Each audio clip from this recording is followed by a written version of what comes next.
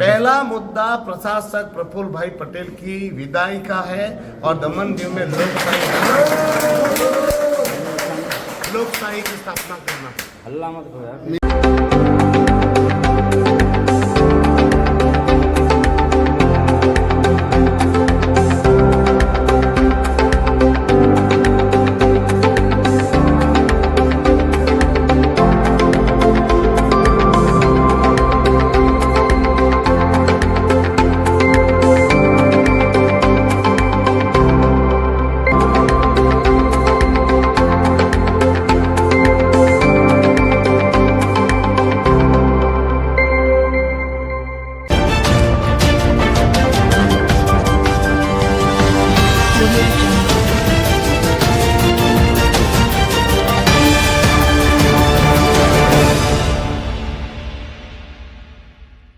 बाद ये पहला दौरा है दादरा नगर हवेली में आपका। सिलवासा के लोगों की समस्याओं को भी आपने जाना है। किस प्रकार से यहाँ पर आने के बाद आपका स्वागत किया गया, कैसे इन तमाम चीज़ों का आप बयां करेंगे? देखिए, एक बात बता रहा हूँ, मैं जब से चुनाव जीता तब से सिलवासा से लगातार लोग वहाँ दमन मिलने आ रहे थे। कोई खानवेल से आ रहा है, कोई दूधनी से आ रहा है, कोई रखोली से आ रहा है, यानी पूरे सिलवासा से कहीं से वो वहां तक पहुंचता है। और आप सबको पता है कि दमन दीव में और दादरा नगर हवेली के रास्तों की हालत क्या है। तो मुझे डर बना रहता था कि ये लोग वहां तक दौड़ दौड़ के आते हैं, तो भगवान ना करे कोई हादसा बने। तो मैं उन सबको बोल रहा था कि मैं सिलवासा आ रहा हूँ। तो मैंने आज मेरा टाइम एक दिन निकाल लिया कि मैं यहाँ सिलवासा में आऊँ, ताकि ये लोग वहां तक दौड़ के ना जाए। और दूसरी बात ये भी जरूरी थी कि दादरा नगर हवेली के लोगों को मैं विश्वास दिलाना चाहता था कि आप लोग अकेले नहीं हैं। अब आपके पास 2 सांसद हैं, आपका सांसद तो है ही, पर एक स्टेपनी सांसद भी आपके साथ है।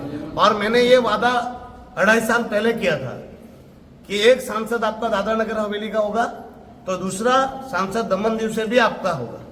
तो ये मैंने जो वादा किया था दमन दीव और दादरा नगर हवेली की जनता को, खास करके दादरा नगर हवेली की जनता को, वो वादा पूरा करने आया हूँ और उनको विश्वास दिलाने आया था कि आप लोग घबराएगा नहीं, डरिएगा नहीं, आपका सांसद आपके साथ है।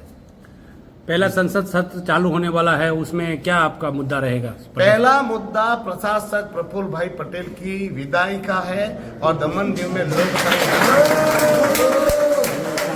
लोकशाही की स्थापना करना। हल्ला मत करो यार। मिनी असेंबली के लिए किस प्रकार से लड़ाई रहेगी आपकी? लड़ाई नहीं है, वो हमारा हक है और हक और अधिकार के लिए लड़ना नहीं पड़ता, मांगना पड़ता, और वो मांगेंगे और लेंगे। उमेश भाई, प्रदेश में जहां तहां भी बारिश शुरू होने वाली है, रास्ते को खोद दिया गया है, आम जनता जो है परेशान हो रही है, इसके विषय में क्या कहना चाहेंगे? मैं आपका ही हमारे पूरे प्रदेश का स्थिति ऐसी है, दमन दीव दादरा नगर हवेली, तो उसके लिए मैंने प्रशासनिक अधिकारियों से बातचीत ऑलरेडी की है। फिर भी मैं ये वापस उनको एक डेलीगेशन लेके जा रहा हूँ और मुझे किसी ने कहा कि प्रशासन के अधिकारी भी निकल रहे हैं, देखते हैं उनका मूवमेंट क्या होता है, उन किस प्रकार से लोग कामगिरी करते हैं। जहाँ कोताही रहेगी या काम पूरा नहीं होगा, हम जल्दी से जल्दी वो काम पूरा कराने का प्रयास करें। धन्यवाद। 2024 में पहली बार देखने को मिला है कि एक सांसद सत्ता पक्ष का तो एक सांसद विरोध।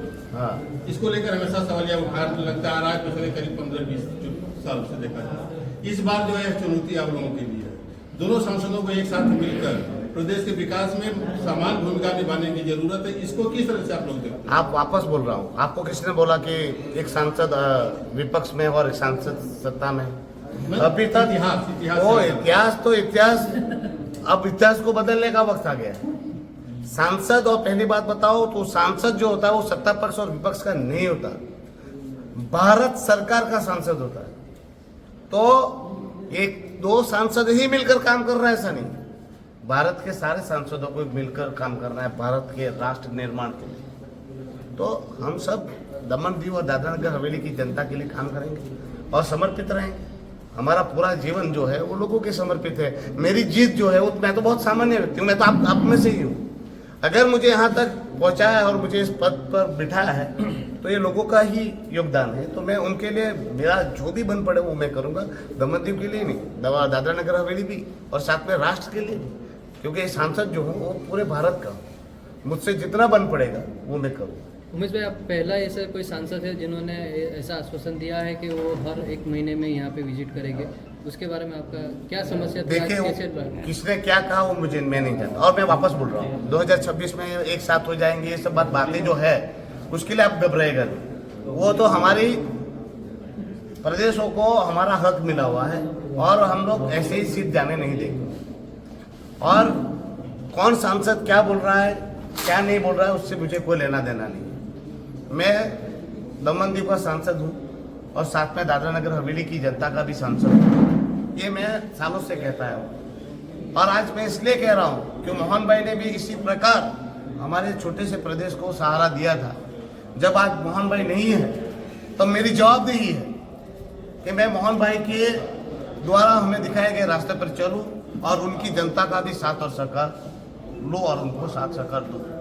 उमेश भाई, सबसे बड़ी समस्या जो दमनदीव दादरा नगर हवेली में देखा जा रहा है अभी फिलहाल की कि तोड़ फोड़ की समस्या बढ़ती जा रही है और अभी ये चुनाव के बाद भी कुछ टूट रहे हैं, तो उसमें उसके विषय में आप क्या कहना चाहेंगे? मैं आपको वापस बोल रहा हूँ, मैं 3 तारीख को वापस लौटूंगा। अब तोड़फोड़ बहुत हो गई, अब जोड़ने का काम है। और मैं दमन दीव से यहाँ इसलिए आया हूँ कि आप लोगों से जुड़ा हुआ है, अब जुड़ने का काम है। अब वक्त तो दीजिए, थोड़ा सा वक्त दीजिए। अब हमने हमारे यहाँ तो ट्रेलर दिखाया है, अब फिल्म पूरी बाकी है। एक वीडियो भी आपका वायरल हो रहा है कुछ दिन पहले दमन में कुछ तोड़फोड़ का, जहाँ पे अपने प्रशासन को बोल रहे हैं कि वही बोल रहा हूँ, ट्रेलर था, पिक्चर बाकी है।